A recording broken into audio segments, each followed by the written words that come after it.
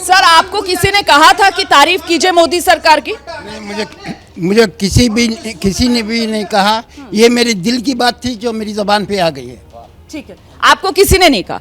अब मुझे ये बताइए शमून कासबी साहब कि वहां से ये बात कही जाती है कि साहब नहीं नहीं, मोदी तो मुसलमानों के खैर का हो ही नहीं सकते हैं, वो पूरी फेहरिस्त लेकर बैठे हुए हैं। अब किसके राज के अंदर मुसलमानों के साथ इतना इंसाफ हुआ कि आप मोदी सरकार को कटघरे में खड़ा करते हैं? क्या राजनीति में मुसलमानों के साथ इंसाफ होता आया है? क्या मोदी का हवा मुसलमानों को दिखाना कितना जायज है? जी बताइए। देखिए 1947 से और आज तक मुसलमानों को ठगा गया है और उन मीडिएटरों के ज़रिए से जो मुसलमानों के तथाकथित प्रोफेशनल नेता कहलाते थे, उन्होंने इतनी दूरियां पैदा कर दी कि मुसलमानों के दिमाग में ये बिठाने का प्रयास किया कि ये भाजपा और आरएसएस तुम्हारी दुश्मन है, अगर ये आएंगे तो तुम्हारी नागरिकता ख़त्म कर देंगे, तुम्हें यहाँ से निकाल देंगे, तुम्हारी सारी सुविधा ख़त्म कर देंगे। आज उसका एग्जाम्पल खुद कादरी साहब हैं कि उन्होंने ये कहा कि मैं सोच नहीं सकता था कि भाजपा की सरकार में मुझे ये सम्मान मिल सकता है। मैं रोमाना जी आपको बता रहा हूँ, मैं खुद इसके लिए इसका पीड़ित हूँ कि मुझे 2004 कलेक्टर 4 कप्तान कबीर अवार्ड के लिए लिख चुके थे। उस वक्त जायसवाल जी डिप्टी यहाँ होम मिनिस्टर थे, मेरा नाम यहाँ तक आया, मुझे कबीर अवार्ड नहीं दिया गया। कांग्रेस के राज में कह रहे हैं आप? कांग्रेस के राज में। हाँ। और मुझसे ये कहा गया भाई ये तो सेटिंग पे मिलता है। अच्छा, यानी यूपी सरकार से निकलता हुआ यहाँ आया वो। अच्छा। और हमने उस वक्त सांप्रदायिक दंगों में अपनी जान पे खेल के अपने हिंदू भाइयों की जान बचाई थी। अब रहेगी बात, मैं उस पे कहना चाहता हूँ, अभी रिजर्वेशन की बात जो है, रिजर्वेशन जो है धर्म की बेस पर नहीं मिलता।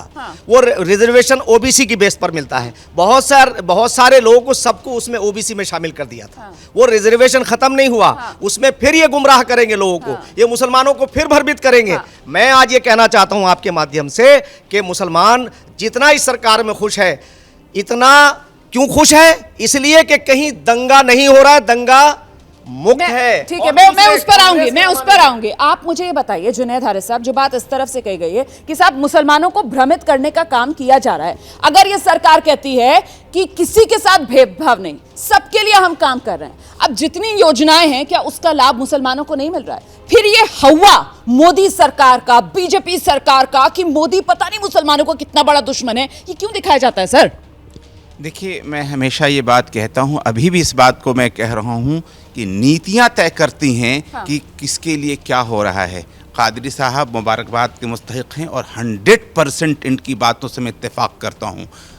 हमारे मुल्क का जो संविधान है उसके अकॉर्डिंग हिंदू और मुसलमान में कोई फ़र्क थोड़े है। अब अगर समाज में किसी वजह से इस तरह का कि अगर कोई धारणा पैदा होती है, इन्होंने भी कहा ये कार्यकर्ताओं के जरिया जो मुसलमानों को डराने धमकाने की कोशिश होती है, ये खतरनाक है। मोदी जी पर कोई इल्जाम नहीं है। नहीं, तो यहाँ कटघरे में सिर्फ और सिर्फ बीजेपी के कार्यकर्ताओं को क्यों खड़ा किया जाए? यहाँ कटघरे में शोएब जमई को क्यों ना खड़ा किया जाए? यहाँ कटघरे में जुनैद हारिस को क्यों ना खड़ा किया जाए? वो बीजेपी के कार्यकर्ताओं ने जलाया, बीजेपी के कार्यकर्ताओं ने जलाया। नीतीश कुमार आरजेडी की सरकार है वहां पर, आप उसको कटघरे में खड़ा नहीं करते हैं, आप वहां पर बीजेपी को कटघरे में खड़ा करते हैं। सर ये तो जनरलाइजेशन हो गया ना, ये तो जनरलाइजेशन हो गया।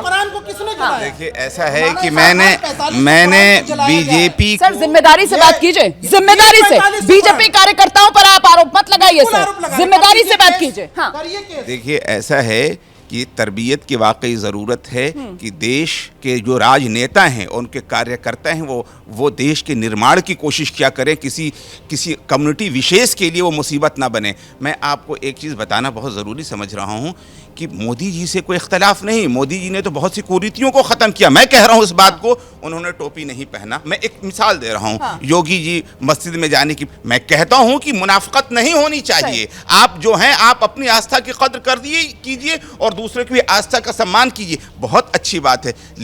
जैसे ही घड़ी का काटा दोपहर 2:30 पे आए, बबीता जी का दिल सास बहू साजिश के लिए मचल जाए। और ये है इनकी बहू, पूरे दिन ऑफिस की टेंशन हो जाए गॉन जब ये करें अपना फेवरेट शो फ्री टाइम पे ऑन।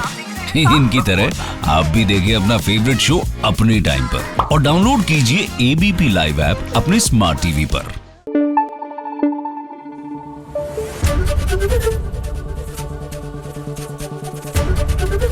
एबीपी न्यूज आपको रखे आगे।